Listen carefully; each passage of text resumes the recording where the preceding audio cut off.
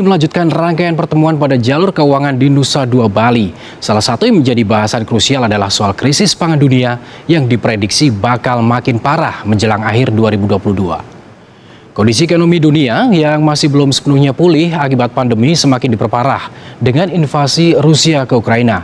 Selain krisis energi, dunia juga dihadapkan dengan krisis pangan terutama bagi negara-negara dengan ekonomi rentan.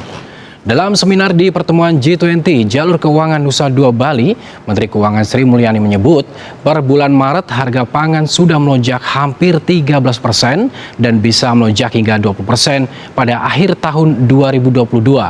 Forum G20 diharapkan bisa menjadi jembatan solusi dari hasil diskusi bersama para Menteri Keuangan dan Gubernur Bank Sentral berbagai negara anggota.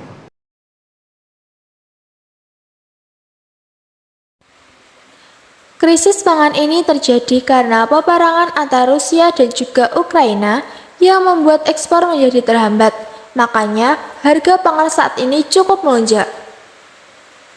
Dalam forum G20, Sri Mulyani menyatakan bahwa di bulan Maret harga bahan pangan naik di sekitar 13%. Menjelang akhir tahun ini juga bisa melonjak lebih tinggi, bahkan bisa mencapai 20%. Sri Mulyani juga memprediksi bahwa kondisi di tahun 2022 ini bisa saja tidak lebih baik dibandingkan dengan 2021.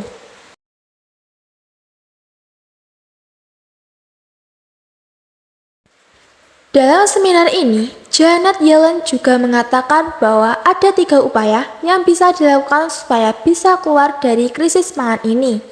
Di antaranya, 1. Negara G20 ini menghindari kebijakan-kebijakan yang kontraproduktif dan juga bisa mencegah adanya praktik penimbunan pangan.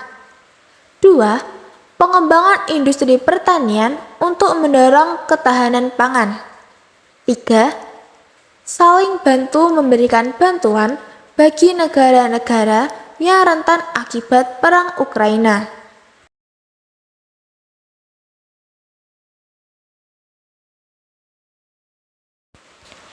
Dampak dari perang Ukraina sendiri adalah 1. Kekhawatiran akan krisis pangan dan juga energi. 2.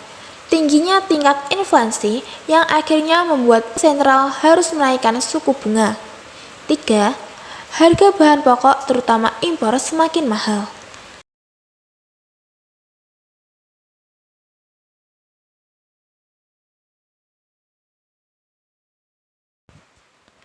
Dampak dari krisis pangan sendiri yaitu 1. Pangan akan langka. 2. Harga akan melonjak. 3. Dapat memicu kurangnya gizi terhadap generasi muda.